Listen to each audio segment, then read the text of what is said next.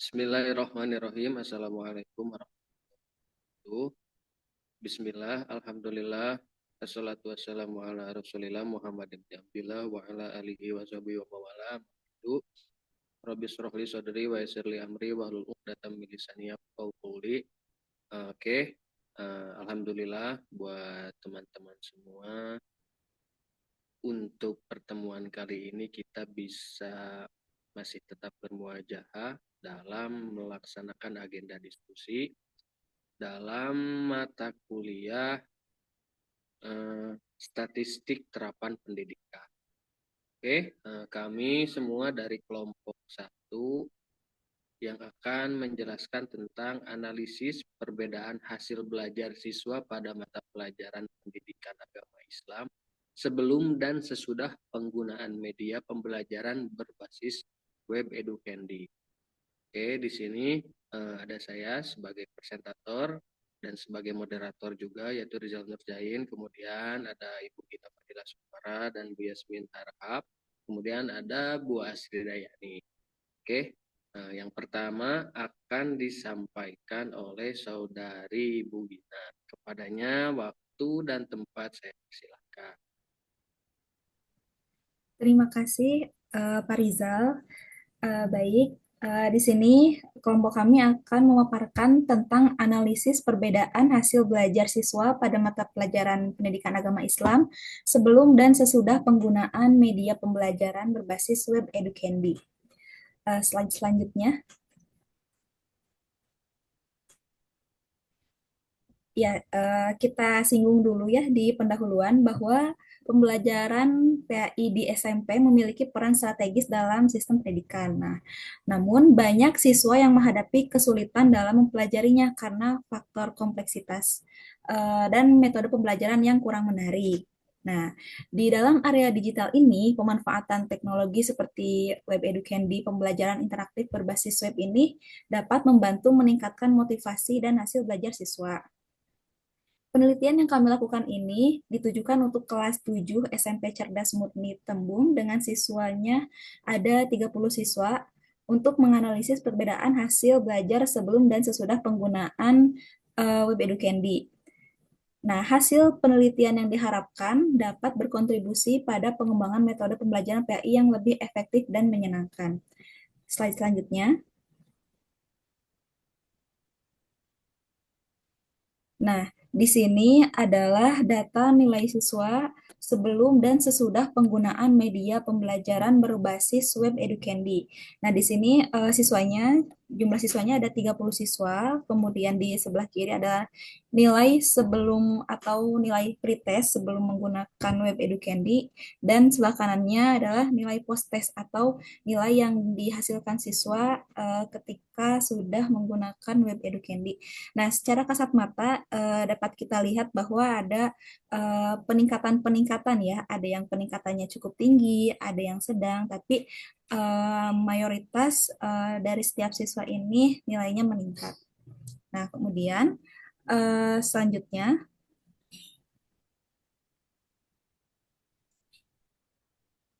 nah untuk menguji hasil data yang bahwa secara kasat mata ini ada peningkatan, nah secara uji tes normalitas dapat disimpulkan bahwa data siswa sebelum dan setelah penggunaan Edukendi ini berdistribusi normal.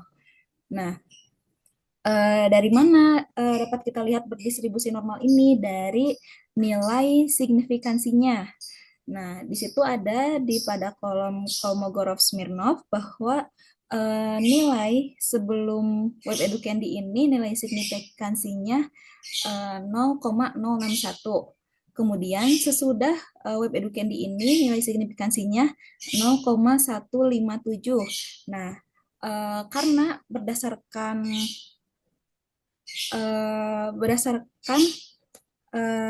taraf signifikansi yang ditentukan bahwa apabila data yang didapatkan lebih dari 0,05, maka data ini berdistribusi normal. Nah, dengan demikian, analisis statistik parametrik pada uji Paired Sample T-Test dapat digunakan untuk melihat perbedaan signifikansi antara sebelum dan sesudah penggunaan media pembelajaran berbasis web edukendi. Nah, begitupun pada hasil uji Shapiro-Wilk-nya, nilai signifikansinya 0,055 dan sesudahnya nilai signifikansinya 0,650. Kedua hasil tersebut eh, nilai hasil signifikansinya berada di atas 0,05.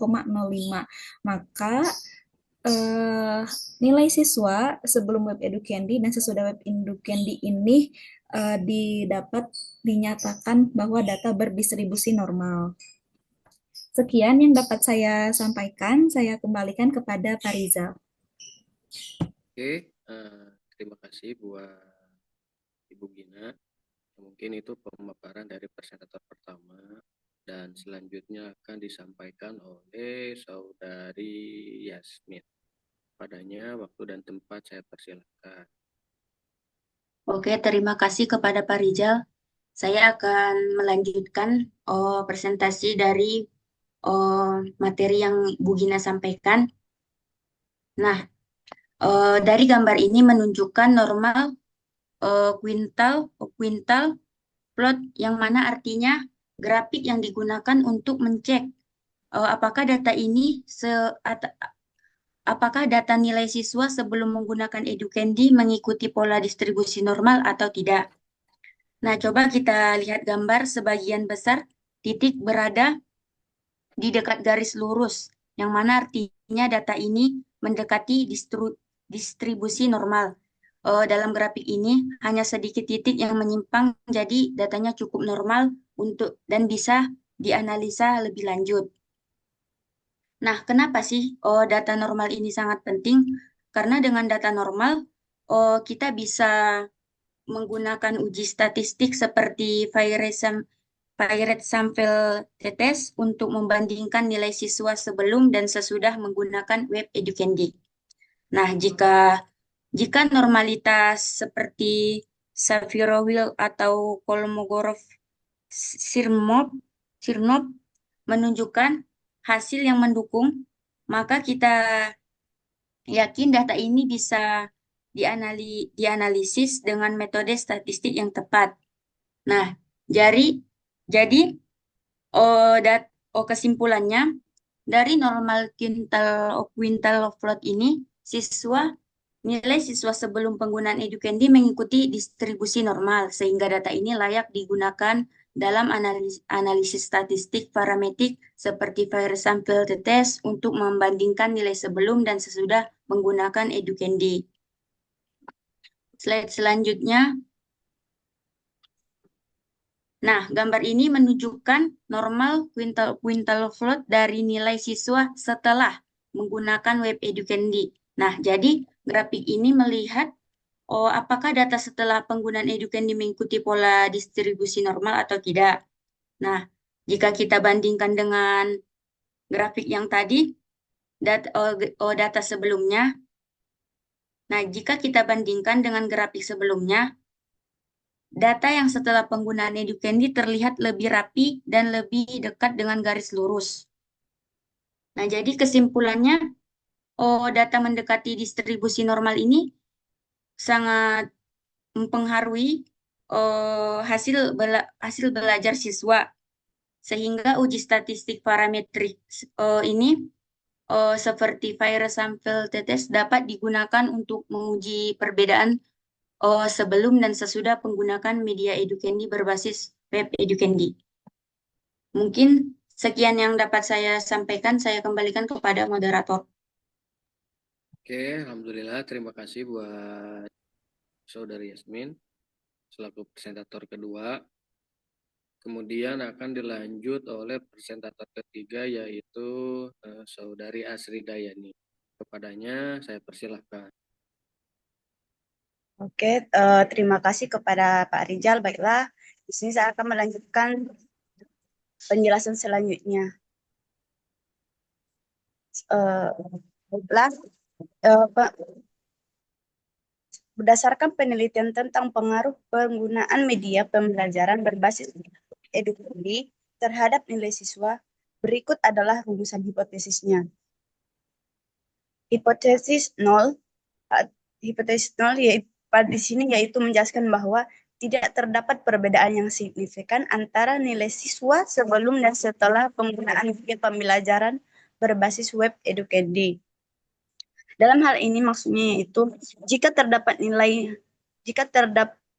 hipotesis nol, jika terdapat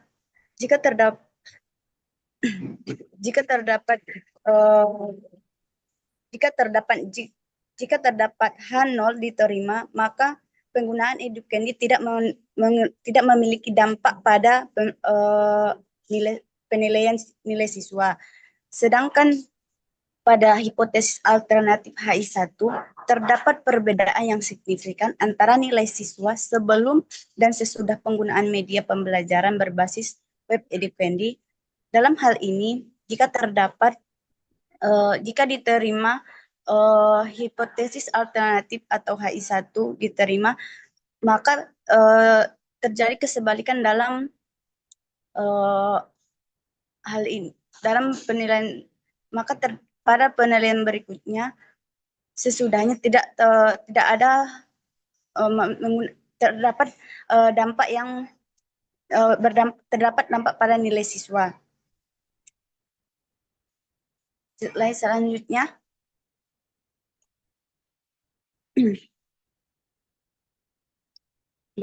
berdasarkan tabel Favorite Sample Statistik, rata-rata nilai siswa sebelum penggunaan media pembelajaran berbasis web EduCandy adalah 53,50, sedangkan setelah penggunaan EduCandy meningkat menjadi 80,67. Maksudnya di sini yaitu terdapat setelah diproses dari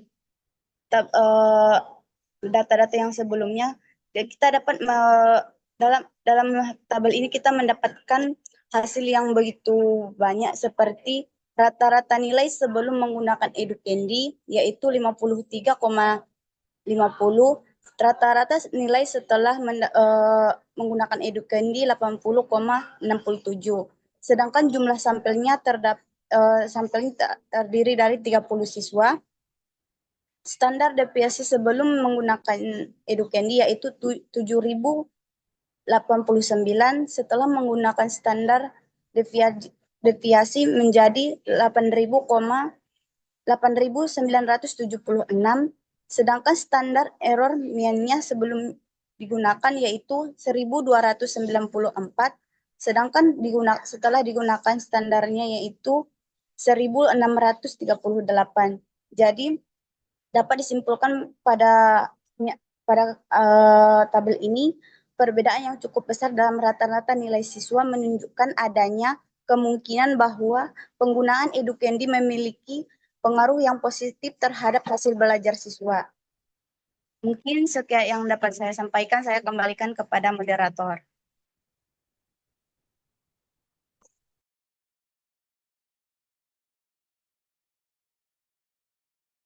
Mic-nya Pak Rizal. Oke, terima kasih buat saudari Asri Dayani dan teman-teman yang lain. Kemudian selanjutnya akan saya sampaikan presentator selanjutnya. Oke, boleh dilanjut. Nah,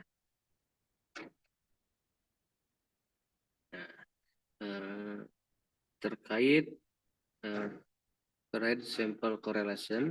Nah, di sini berdasarkan tabel Trade Sample Correlation, korelasi antara nilai siswa sebelum dan setelah penggunaan EduCandy adalah 0,545. Kemudian dengan p-value yang signifikan 0,0.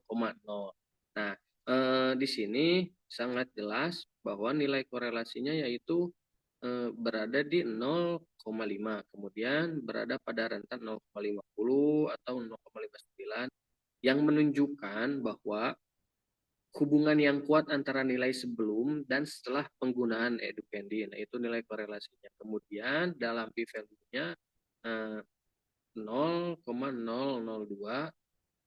dan 0,05. Nah, berarti hubungan tersebut sangat signifikan sehingga perubahan nilai sebelum dan setelah penggunaan EduCandy ini memungkinkan ya memiliki hubungan linear yang kuat.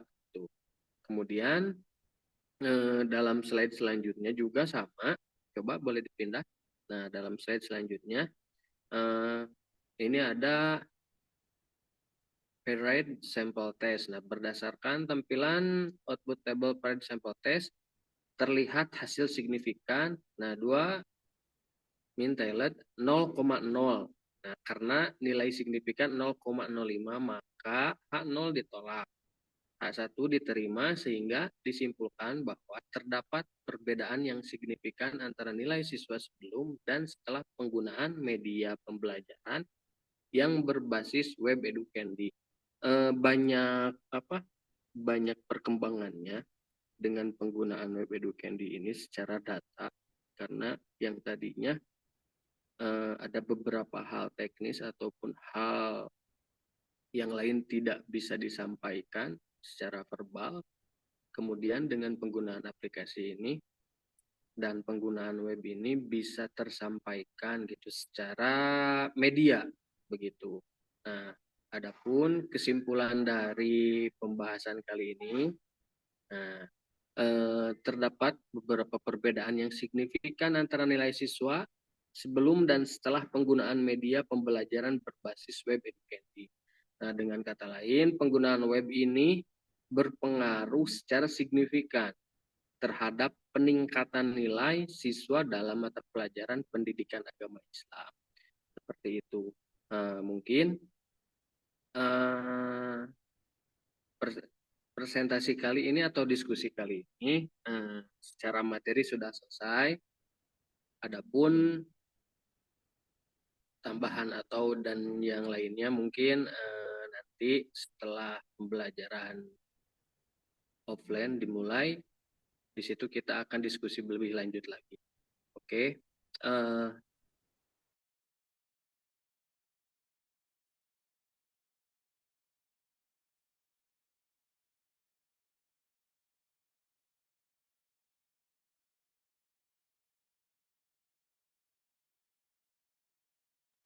Halo, Pak Rizal. Masih ada di room? Sepertinya terkena gangguan sinyal ya. Mohon izin saya ambil alih. Alhamdulillah telah kami paparkan semua mengenai analisis perbedaan hasil belajar siswa pada pelajaran PAI sebelum dan sesudah penggunaan media pembelajaran berbasis web edukendi. Sekian yang dapat kelompok kami sampaikan. Mohon maaf atas segala kekurangan. Mari kita tutup dengan ucapan hamdalah, alhamdulillahirabbil alamin. Terima kasih. Wassalamualaikum warahmatullahi wabarakatuh.